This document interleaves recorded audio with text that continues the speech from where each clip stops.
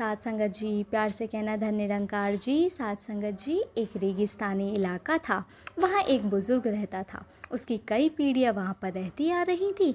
उसका समय समाप्त होने वाला था। जब उसको महसूस हुआ कि अब मैं ज़्यादा दिन इस दुनिया में नहीं रहूँगा, मेरी मृत्यु करीब आ गई है, तो उसने अपने एक मित्र को पास बुलाया और कहा कि मैं अब इस संसार को कभी भी छोड़ कर के जा सकता हूँ। तुम ऐसा करना कि मेरे जाने के बाद मेरी जायदाद को बाँट देना।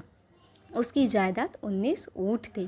उसने कहा, इनको मेरे तीनों बेटों में इस प्रकार बाँट देना जिससे बड़े बेटे को आधा हिस्सा, दूसरे बेटे को चौथा हिस्सा और तीसरे बेटे को पाँचवा हिस्सा मिले। थोड़े दिनों बाद उसका देहांत हो गया। उसका वह मित्र जब उसकी जायदाद बाँटने लगा तो 19 ऊँटों को आधा हिस्सा कैसे करें, वहाँ बहुत भीड़ जमा हो गई और समस्या नहीं सुलझी। इतने में वहाँ पर एक सज्जन व्यक्ति अपने ऊँट पर आया और भीड़ देख कर के रुका कि ये भीड़ क्यों लगी है।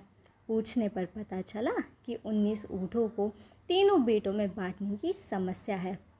जो बड़े बेटे को कुल का आधा भाग, दूसरे को चौथाई भाग और तीसरे को पांचवा भाग मिले। सबका दिमाग चकरा रहा था और कोई हल नहीं मिल रहा था। अपने ऊँट पर बैठा हुआ वह व्यक्ति बोला, अगर इजाज़त हो तो मैं इस समस्या को हल कर सकता हूँ।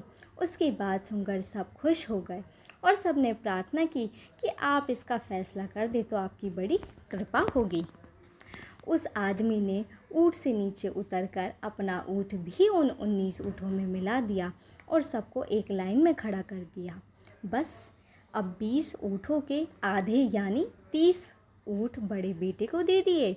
दूसरे बेटे से पूछा कि बतला, चौथे हिस्से के तुझे कितने ऊँट मिलेंगे? वह बोला कि मुझे 5 ऊँट मिलने चाहिए।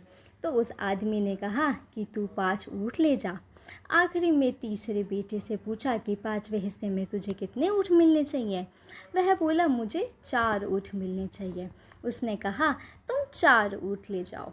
उसी प्रकार 19 ऊँटों उस 3 भाइयों को मिल गए और 20वां ऊँट उस सज्जन के पास रह गया।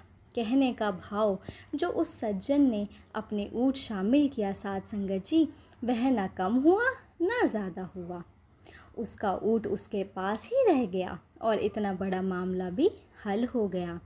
साथ संगत जी, इसी तरह से हम एक परमात्मा को हम जहाँ पर भी शामिल करते जाएंगे, हमारी मुश्किलें दूर होती जाएंगी, समस्या हल होती जाएंगी, हमारी नीच भावनाएं, द्वेष द्वेष की भावनाएं समाप्त होती जाएंगी। आज संसार को विनाश से बचाने के लिए यह आवश्यक है कि हम कोई ऐसा रास्ता निकालें जिससे भौतिक शक्तियों, अध्यात्म का नियंत्रण हो और प्रत्येक कार्य में परमात्मा को हाजिर नाजिर समझकर शामिल करें। साथ संगत जी, आज की वीडियो आपको पसंद आई हो तो वीडियो को लाइक और चैनल को सब्सक्राइब ज़रूर करें। धन निरंकार जी।